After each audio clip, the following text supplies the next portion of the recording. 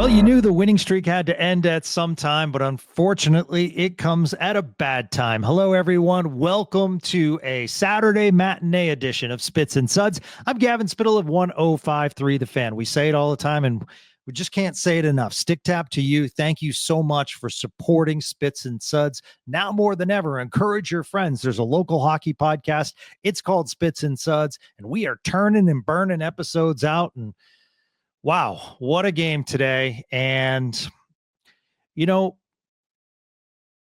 I could give you all the analytics, but I think we all agree a couple of things today. One, let's take our Stars hats off and celebrate Sidney Crosby because he put on an absolute show today. And Ovechkin's in the spotlight, rightfully so. Absolutely, what he did last night was magical. Saluting Wayne Gretzky, saluting his son, what he did the other night, shaking hands with Marc-Andre Fleury, just class in the hockey world in Alex Ovechkin. And then we have Sid the Kid, who point per game beats Wayne Gretzky for the number of years that he's done it. So these two guys that basically came up through the ranks together and that were rivals throughout the year are now putting on a show at their ages. I hate to do it, but we have to take the Stars hat off and say, wow, we get to watch Sidney Crosby and we get to watch Alex Ovechkin. Let's switch to the Stars perspective. I think we also can agree that Pittsburgh was the better team today. From start to finish, Pittsburgh outplayed Dallas. And that's okay to say. I mean, clearly, Dallas is the better team. And you are going to lose games. And you were on an absolute heater winning 7 games. But even during those 7 games, everyone's been talking about how they're finding ways to win, but there's just something off. And today that continued. 23 giveaways.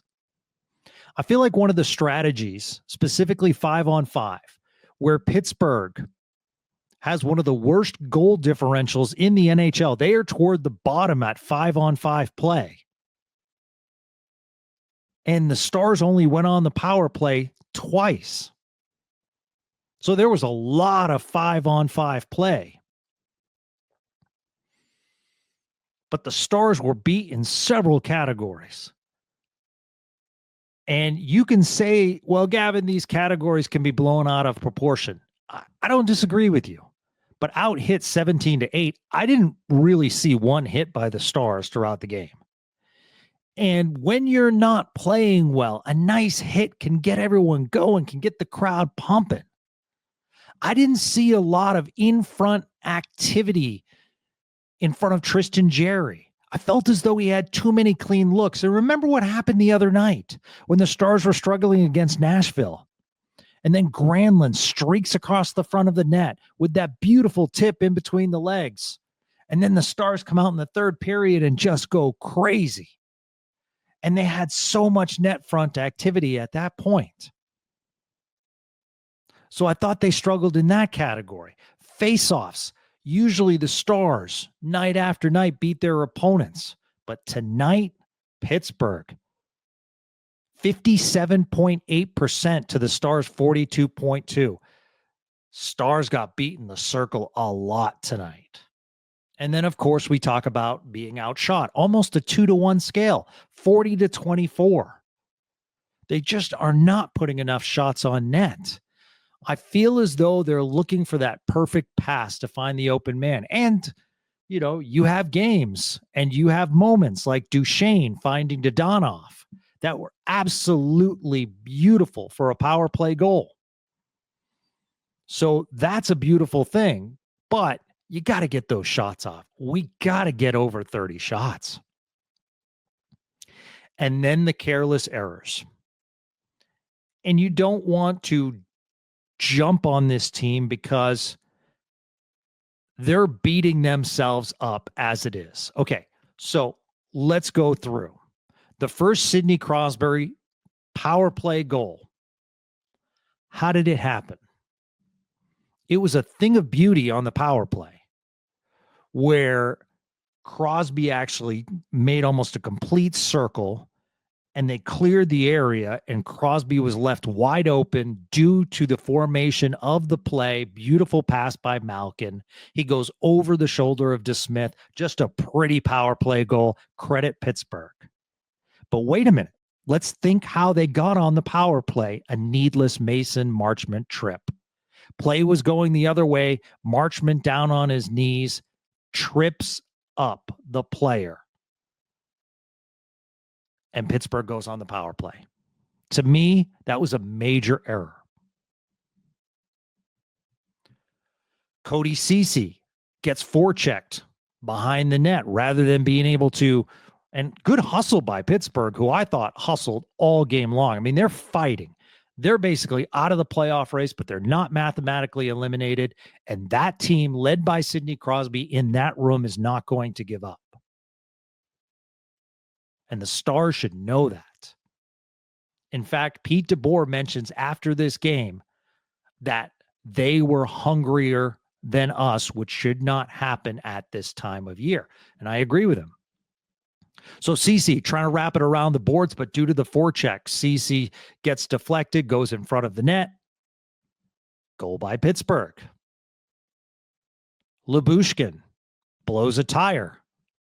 Goal by Pittsburgh. Ceci and Harley collide. Results on a 2-on-1. Goal, Pittsburgh. I just mentioned basically every single goal, minus the empty netter, was on errors that could have been prevented. And you're going to have games like this. You absolutely are. It's just bad timing. The good news is they play again tomorrow. And while I appreciate wanting to overtake Winnipeg in the standings, I think there is something bigger at stake. This team has to get their mojo back. And trust me, when they explode, they explode. But I think we'd all agree, consistency needs to be back on this team if they are going to make a playoff run. Because you can't do this against Colorado. You can't do this the way St. Louis is playing. You can't do this against basically any playoff team and expect to survive. Overall, Casey DeSmith thought he played well tonight. It was kind of a shame that last goal went in, but goals are going to go in. But I mean, Casey DeSmith probably stopped 3 or 4 goals from going in. I mean, the one goal where he's lying down, gets up and takes it with his shoulder. Whew. That's impressive. All right, you guys have a lot of feedback. Let's get to it. Rupert says, Gavin, I flew in from Pittsburgh for this game, and this is the kind of effort I witnessed. Talk me off a cliff. I was like, take me off a cliff? That means I have to go with you. Talk me off a cliff. Yes. The Gavin Spittle optimism says this. This team is too talented for this to continue, but I do think they need to go back to the basics. I do feel as though shoot on net at all costs.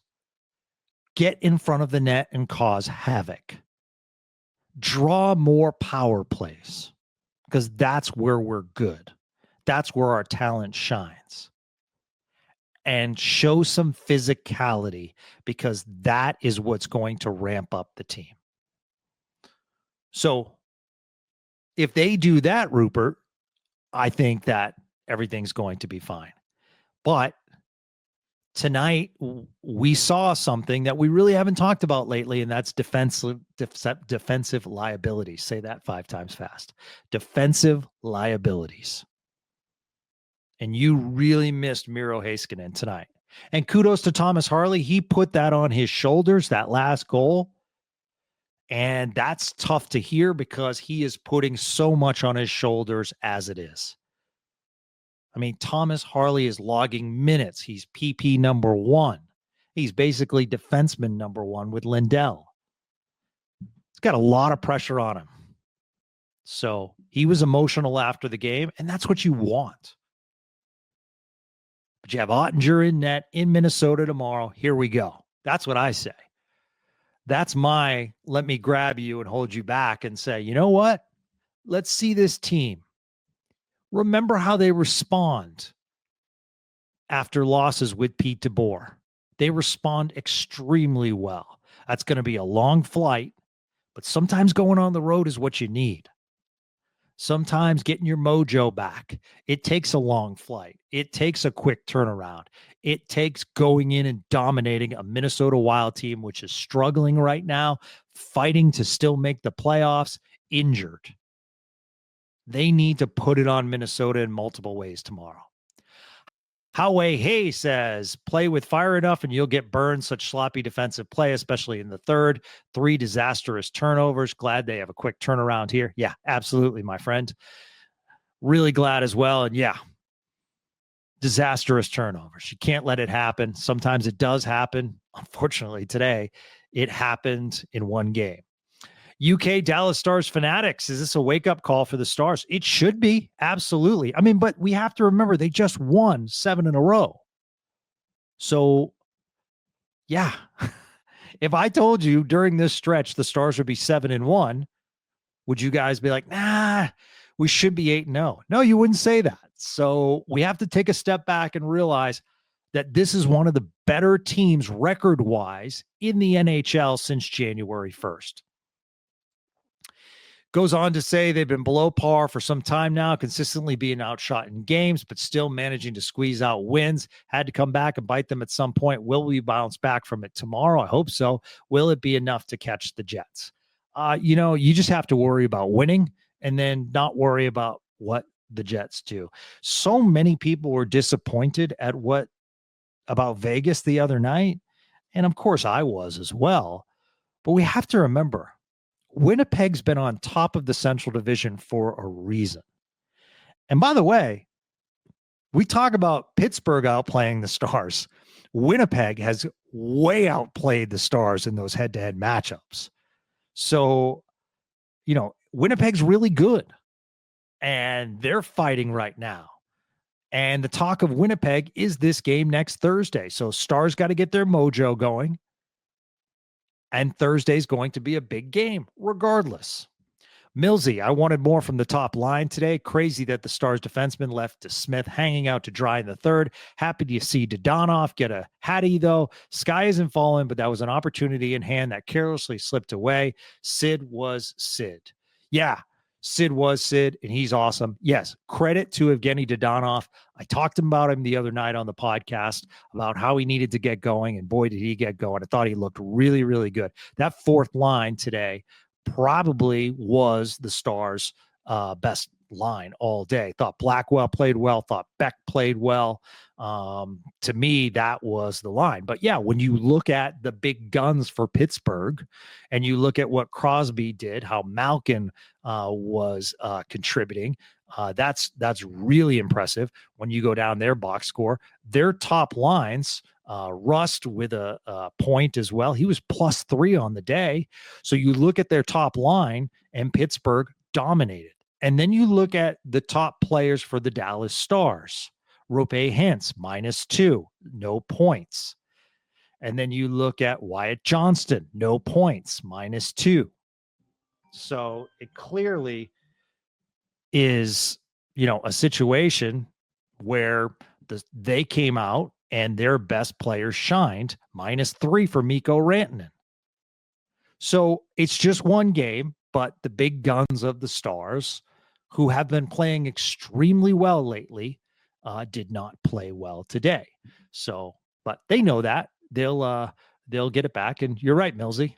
Sid was Sid, though. And I hate to see it happen against the Stars, but I do love me some Sidney Crosby. Producer Gregory Finley lives in Pittsburgh. So, he witnesses Sidney Crosby a lot. And not only is Sidney Crosby awesome on the ice, he's awesome off the ice. I mean, just look at the difference in Jamie Alexiak when he got traded to Pittsburgh. And then when he came back to Dallas, it was almost like a different person and a different player. And he gave a lot of credit to that room. Sidney Crosby, if you're traded or if you're there for one game, treats you as if you've been a teammate for years. That's not always the case. So stick tap to Sid the Kid today. Okay, Robbie G, what's the solution to our D? Well, unfortunately, it's Miro Heiskanen. It just seems like it's going to be a major problem come playoffs. Can't be having gaffes like that and giving away goals. Yeah, Cody Ceci had been playing well, Robbie. So that was tough to see today. Those things are going to happen. We do have to worry about Lyubushkin. I don't know if it's wearing him down, the minutes he's playing compared to in other areas. But remember, when injuries happen, you have to step up and play more minutes. And Ilya Lyubushkin struggling right now, unfortunately. And I just felt as though the Stars were just trying to get it out of the zone at times and just throwing it to center ice. Too many turnovers. And I don't know if they were trying to stretch pass and use their speed, if that was a game plan to get past Pittsburgh, but certainly wasn't working today. At J Lux, frustrating loss, yes, but I think this team needed the loss to remind them that winning in this league requires playing the right way. Thoughts on Rantanen today? He finally got 23 minutes time on ice. Love your podcast, Stick Tap. Stick Tap to you, Jeffrey, for listening. I appreciate the kind words. Listen, it just wasn't happening for Rantanen today, and even the best players. Sometimes it happens, sometimes it doesn't. So, I don't think he was like awful. I mean, I think he tried hard, obviously, but it just wasn't there today. And when it's not there, it's not there. I mean, just the top lines did not perform like they would expect themselves to. Husky, that game felt like a MLB game. Watch and the D commit a comedy of errors leading to several goals against the ultimately did them in. And of course, it had to include two defenders running into each other like two outfielders trying to catch the same fly ball. Harles was awful on D today. I would say that whole group, probably maybe minus Bichel and Dumba, but they were in limited minutes, were not the best. I mean, and think about that. Your second power play unit is run by Matt Dumba. When if Heiskanen's there, then it could be run by Heiskanen or Harley. So a little bit of difference there. But yeah. So what happened on that play was Harley is trying to guard the puck, and CC, it appeared as though looked like Harley was going to give out the puck, went to help. They collided. Harley admitted after the game, after that, he did not play the 2-on-1 well. So, yeah, just unfortunate errors at an unfortunate time. I would have been very happy with a point coming out of that game because, like I said, I think Pittsburgh clearly was the better team today. Christopher DeHardy, with a game in hand, this was the worst possible outcome. Hope Pete DeBoer drops the hammer on them after the game. I think when you read the post-game comments, Coach DeBoer didn't need to use the hammer. The hammer was used on themselves. Chris Stabkoven, just frustrated. How do you lose to a horrible team while trying to win the division? Those are must-win games, and they didn't show up today. Can't be too mad. Got to beat Minnesota tomorrow. Need better effort. So I will say this, Chris, and you're right. Should they beat Pittsburgh? Yeah, I think if they played 5 more times. I mean, look what they did to Pittsburgh in November. But you have really good players. You have you have 2 Hall of Famers, Evgeny Malkin and Sidney Crosby on that team. So let's start there. You have really, really, Tristan Jerry, I thought played fine today. So, they get paid too, Chris. And I thought they were the better team. They showed a lot more hustle. They controlled the zone. I just, I try to look at it objectively for you. Of course, I want to put my Stars hat on and root. You guys have heard me root for this team. You guys know that I was nearly a 20-year season ticket holder. So it's not like I'm anti-Stars, but we need to objectively call this, and any team in the NHL can beat any team at any time. See San Jose versus Toronto, as San Jose has taken 2 from Toronto this year. And Toronto's leading their division. Wasuko, just a comment, letting opponents shoot 40 plus times so frequently is not a recipe for winning the cup. I agree with you. Feels like our goalies are our best players at times. Yes, that is absolutely correct. So, and let's stick tap Taylor Baird, who put in a request for Evgeny Dodonov, kind of a funny press moment. She needed to talk to him about something, and she feels as though she willed the Stars forward into getting a hat trick and getting out of the slump. So in that case, we give you an assist, Taylor, and continue the good work at NHL.com. So that's going to do it for our edition of Spits and Suds. And thank you so much for listening. Hey, let's not get down, Stars fans. All right. Let's not get down. This team is going through something right now, but have the confidence that they can come out of that. Have the confidence that Tyler Seguin hopefully will be back on the ice soon. And they will likely have to deal with no Miro Heiskanen in the first round of the playoffs. But if they play whoever they play, it's going to be a tough task. So trying to be optimist here. Yeah, they didn't play well today, but they have a lot of talent on this team. Let's see if it comes together tomorrow. And that's the great thing about an NHL back-to-back. They don't have to wait till Tuesday. This doesn't have to fester. Win tomorrow against the Wild, and we're all good, right, Stars fans? All right. Until tomorrow, we will talk to you soon. Have a great night, everyone. Hey, everyone. Welcome to another edition of Spits and Suds, this post-game edition. I'm Gavin Spittle of 105.3 The Fan. Well, the optimist in me wants to say it was better than Pittsburgh. However, Stars lose in overtime by the score of 3-2 to the Minnesota Wild in Minnesota. I thought Jake Ottinger played really well. Jason Robertson with an early goal with a between-the-legs sweet pass from Mikko Rantanen. And I thought the Stars overall were much more physical than I've seen them in a while. And that's obviously good to see. So I thought the physicality played a part. They dominated as far as the faceoff circle, winning 64.3% of the faceoff. They had lost it yesterday against Pittsburgh. So nice rebound there. You looked and hits were up considerably. They had 17. Now, a lot of that has to do with Minnesota plays a physical style. So a lot of times you want to match that. But a few things do stand out that I wanted to talk about. And I don't know how else to put this. And I know the Stars have played a lot of hockey. Back to back, I think 3 games in 4 days. At the same time, don't they seem always tired in the third period for most of the games? I mean, you look and it's just like hanging on. And you look at today and the disparity in shots on goal in the third period, 17-4. Like, how does that happen? Because you came out, and I understand it could be legs coming off a back-to-back, but you're heading into the playoffs. You needed this game. And it just seemed as though the Stars were basically allowing Minnesota to do whatever they wanted in the third period. Minnesota scores 2 quickies. The Stars do get the equalizer with a nice Thomas Harley shot. I mean, the little things, Thomas Harley, that was coming off a Stars power play. He was on the ice when he shot that puck for 2 minutes and 45 seconds.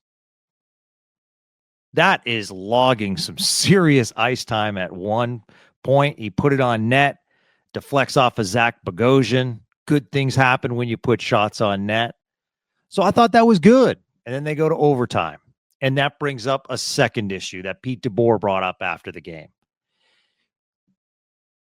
Throughout the year, this has been an extremely disciplined Stars team as far as not going to the penalty box. But basically, since the beginning of March, that discipline has dissipated, so to speak. I mean, you look at some of the penalties during the game, and penalties are going to happen. But too many men on the ice is avoidable. And the Stars did a good job killing some of those penalties.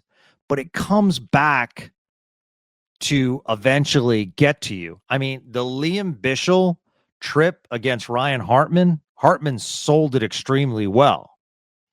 So probably shouldn't have been a call. But once again, Bichsel has to realize because of his size, players are going to try to draw penalties against him. I didn't really view that as a trip. I thought it was a bad call. But nonetheless, another 2 minutes in the box for Bischel. And then the overtime penalty. You just can't commit penalties in overtime. Any team is too good. Like I said, when it goes to overtime, it's a flip of the coin. When you go to overtime and then commit a penalty, that's really, really tough. So Robertson goes to the box, Stars down to 3 players. Great play by Zuccarello. Rossi with the tip.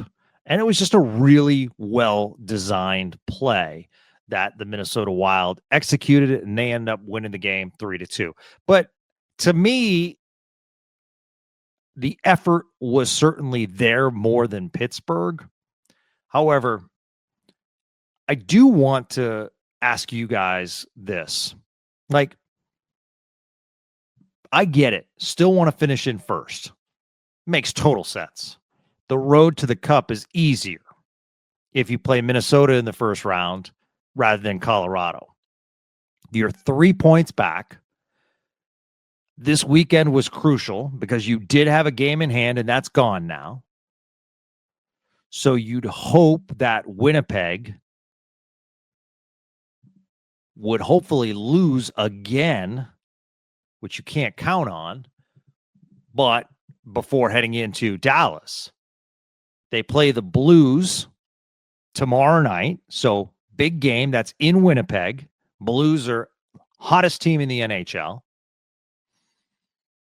But at the same time, if you're a Stars fan, I'm not even thinking of Thursday right now. I'm thinking of a dangerous Vancouver team that's coming to town. That's what I'm thinking of.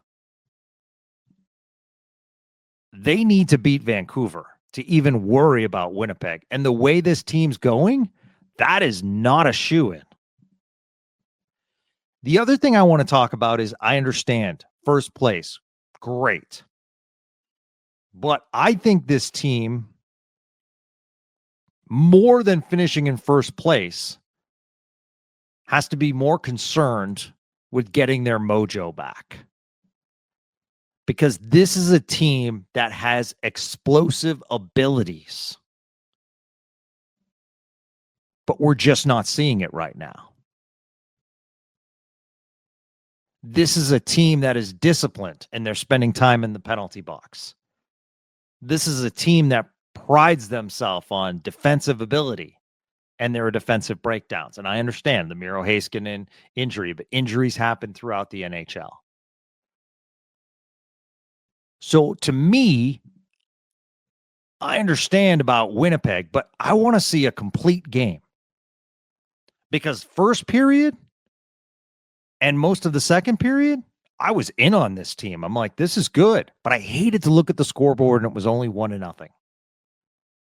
And the Matt Boldy goal, which got things going. I mean, what a talented player Matt Boldy is. But when you're down on your knees and you're swinging a stick like that and he got everything on it, I mean, there's not much you can do. The overtime goal, not much you can do. Foligno with his size, basically pushing it in past Ottinger. I have more problem that Foligno was left so open. So I think goaltending is clearly your strongest aspect heading into this 2025 playoffs.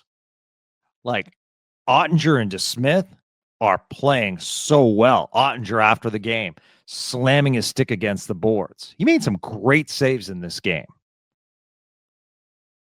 So maybe you go to DeSmith on Tuesday, and then you go Ottinger on Thursday against Winnipeg. I could see that happening. But the good news is your duo is ready for the playoffs. But what if I threw this stat at you?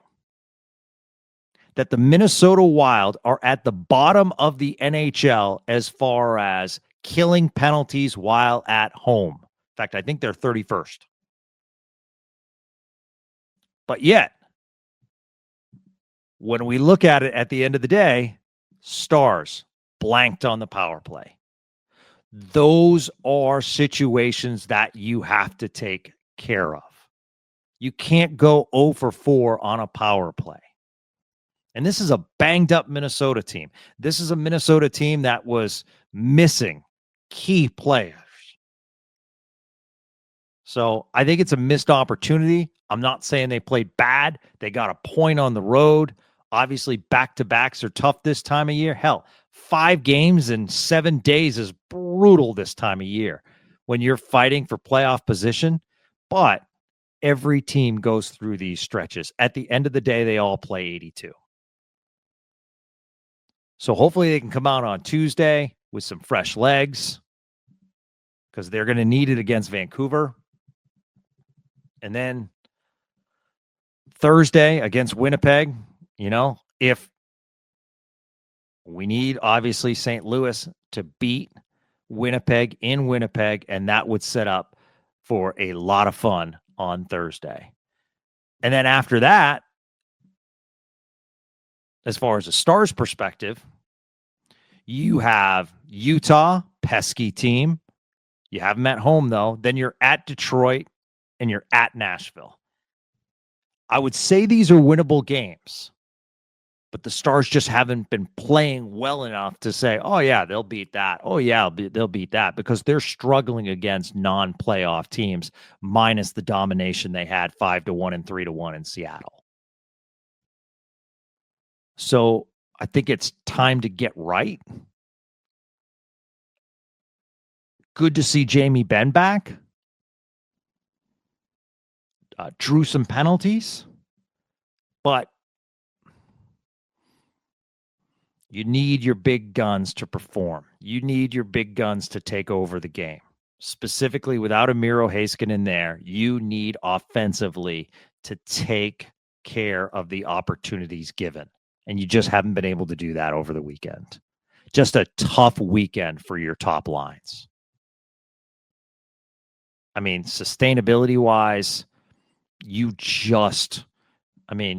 if you truly think that you have one of the best lines in hockey with Robertson and Rantanen and Hintz, and on paper, it definitely looks sexy,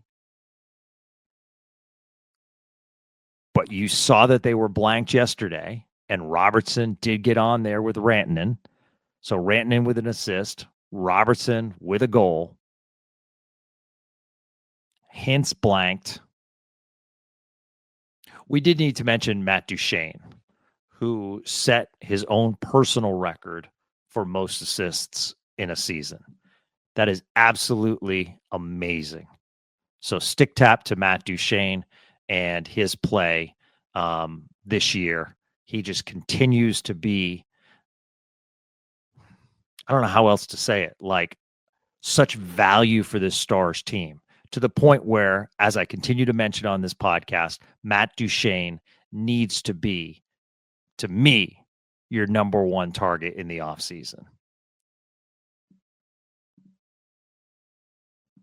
But it was a tough weekend. You wish it was better, but you just, to me, hope that this team shows up and gives you what we all know they can do. They can go out and dominate. They can go out and control a team. You see the confidence flying when they have big third periods like they did the other night. But there's just too much of this wobble heading into the playoffs. And that's not like an effort situation. It just is a more consistency situation. And that's what they need to work on, is their consistency throughout the game. Give me 3 periods of quality hockey. And right now, tonight's a good example. Played really well in the first. Thought they were good in the second. Not great. And third period, only 4 shots on net, and allowed Minnesota to get back in this game, take the lead. So I'm not excited about this point, but I do think they did play better than what it was yesterday. Yesterday was just tough, a lot of mental errors. Tonight, I didn't necessarily see that, minus the penalties. So we're going to have a busy week on Spits and Suds. Obviously, we'll have episodes on Tuesday. We'll have episodes on Thursday. Hopefully, we'll get a Winnipeg preview prior to that, since it's such a big game. So it's going to be a busy week, and we wouldn't have it any other way, as we're with you throughout this regular season campaign heading into the playoffs. So a lot of exciting stuff to come. You just want this Stars, you rooting for them to put it all together, put the complete packaged together for just a terrific game. Please quit getting hit in the face with pucks. That's absolutely killing me. But other than that, it's just put together a consistent effort. We did get a couple of tweets. Stacy Nolan says, got to start better. Can't allow teams that many shots. Spend more time in opponent's end. Stay out of the penalty box. Why all of a sudden these things are a problem? How to fix? Is it just simply they are tired, just holding on, waiting on playoffs? I'm at a loss. So they are looking forward. They admit that to the playoffs. And they all feel as though they have something to play for now, playing against Winnipeg. However, Stacey, it's just, I don't know if it's tired legs. It does seem like they are tired. You're absolutely right. You wish that wasn't the case, but it just seems as though the sustained effort, specifically late in the third period, is just not there. It feels like they're holding on for too many games, whether it's at Edmonton, at Calgary, at home. Tonight is another example. And goes on to say, thanks, Gavin. By the way, really appreciate all the pods you put out. Your effort does not go unnoticed. Let's see. He says, I'm not going to jump off the building. LOL. No, we do not want anyone to jump off the building. Even if they lose in the first round, don't jump off the buildings. Never encouraged to do that. Thackman says, other than eliminating penalties, what does this team need to do to get back to normal? Thackman, consistency. That is the biggest key. Consistency. Stay out of the penalty box. Draw more penalties. Okay?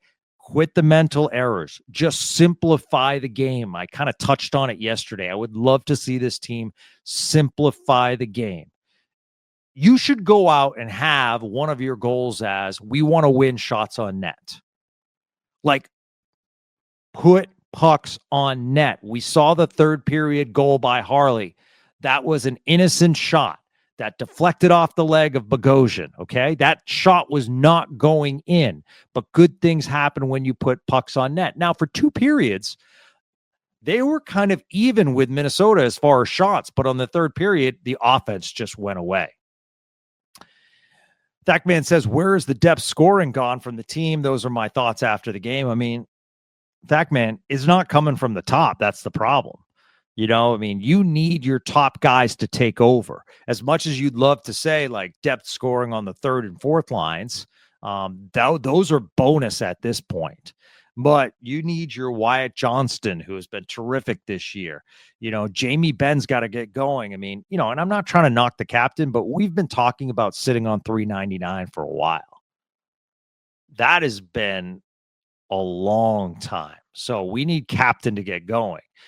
Specifically, if he's going to play all those minutes. I think he played nearly 16 minutes tonight. I know he does a lot of other things on the ice, but we certainly need to get him going. So it's just getting in rhythm. And one of the things that teams that play the Stars say when the Stars are on is that they never stop coming at you. They just change lines, but they just continue to attack. And then when you look at it, it's like, okay, where's that sustained attack that other teams talk about? It just feels like you're struggling to get out of your zone, or you're not having enough fast break rushes. So there's just a lot of things that I think, Pete DeBoer needs to go to the drawing board and say, okay, how can we fix this? Maybe a solution is Utah, Detroit, and Nashville to end the year. Even if they finish to play Colorado in the first round, all I care about right now is get this team back going. Wyatt Johnston, number 53, is elite. That's Craig Texas 80 says, I bet the Doomers will love this, but we weren't starting the playoffs on a 15 heater. Jets will open the door again. If the Jets continue to open the door, the Stars have to take that. So it's just, one of those things. Also, stick tap to Alexander Ovechkin. Classy by Wayne Gretzky.